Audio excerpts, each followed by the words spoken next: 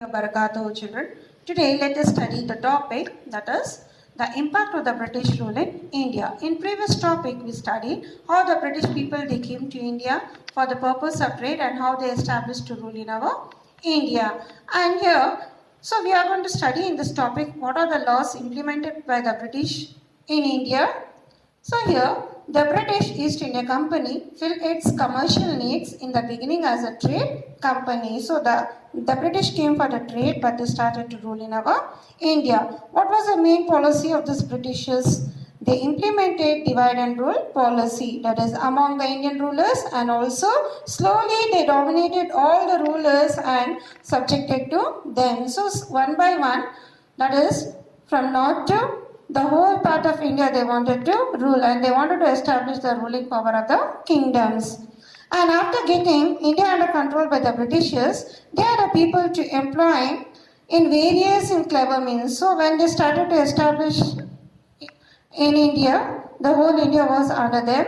So they used their clever minds, and they wanted the British wanted to thought of strengthening the whole power permanently in India. And India was devoid of one nation concept, and the British scattered the whole of India under one administrative and political structure. So that means they implemented one political and administrative that the whole India should follow the British rules and regulations. Like what are the things they introduced here? Education, judiciary, land taxes, trade and agriculture, and various activities that were regulated by the British during their period. And this brought a new structure in India, and the main motto, the most importance that was given by the British, that is they never forget to protect their financial interest. That was the strength of the British when they were in our India. So now let us study what are the implemented administrative and other laws introduced by the Britishers. Administrative and judicial system. In this, civil services, judicial system, police system and military system. Okay children, these four are the things which were implemented by the Britishers. We'll study one by one. Number one, it is called the civil services. Who introduced this one? This was introduced by Lord Cornwallis. So don't get confusion. Previously we studied about Lord Wellesley, then Lord Dalhousie. So in this we are going to learn about Lord Cornwallis. He is a person to introduce the civil services. In this system, appointing employees are the purposes, the main purpose to employ the people, that is was trade was done by the English East India Company in the beginning. So many people were given a job only for the purpose of trade. And also the company also provided permission for private workers to trade in this civil services during the period of Lord Cornwallis. And here the opportunity where the employees made money that was corrupted. So in this, where the people were given a job, here some of the people where they corrupted the money. In the sense that they were just breaking the rules and regulations.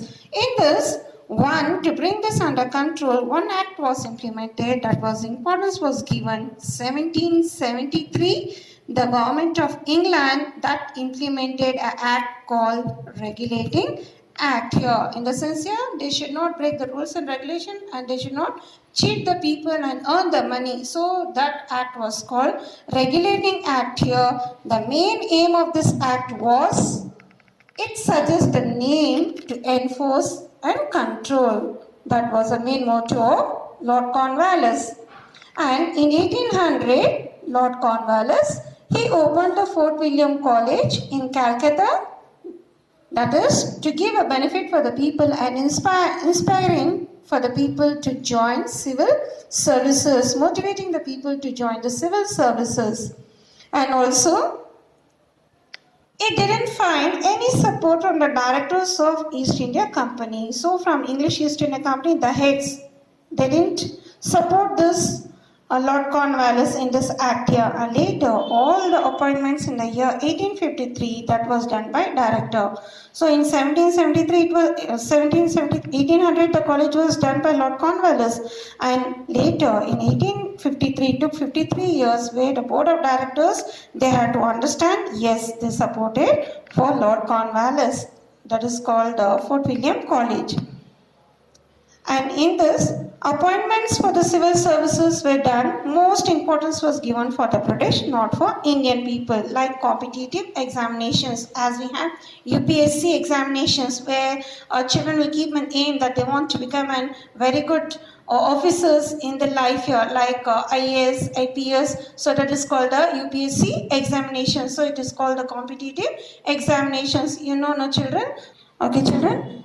The aim to become an IAS, IPS, and for the defense, so that is called competitive examinations, and this didn't benefit Indians much. So the most importance was not given for Indian, only it was given to British people. And the British continued this suspect to efficiency of the Indians, and the Lord Cornwallis, that he argued all the natives of Hindustan are completely corrupt. In the sense here, he suggested this wordings only for Indian people, and this resulted a very low grade job for the Indian people. The rankings were not given for the Indian, only it was given for British, and very low rank in the sense here, grading of jobs were given to Indian people, not competitive, and higher ranks were not given to Indian. This next comes here, judicial system. This judicial system, as we studied in the first topic, that is called the Carnatic War, Battle of Plassey, Battle of Buxar. In this Battle of Buxar, Diwani rights, can you remember children? Yes, the Diwani right which was given to the Mughal Emperor Shah Alam to collect the land tax here, that was handed over to the Britishers. The Britishers took from Shah Alam, that is called the Diwani rights, and the authority to collect the land taxes, it came to Britishers, from Mughal to British, and dual administration, dual government, that was introduced by Robert Clive. That effect in Bengal region, and that is called the dual governance during the period of Robert Clive. The main motto of this is collecting of tax, civil and judiciary, that was given to Indian officials, and that came to Britishers. And later, British thought of bringing more centralized and judicial system in India. So each and everything was given to Indian people, but they were upset and the rights came to Britishers. So they wanted to work hard more, and they wanted to implement more rules and regulation on that. That was the implementation system during the British period, and the authority of the Mughal and established the supremacy in India. So in 1800, completely the Mughal era came to an end, and that was ruling completely. India was under control by Britishers. And during this administrative system, one more officer, that is from British, he is called Warren Hastings. He established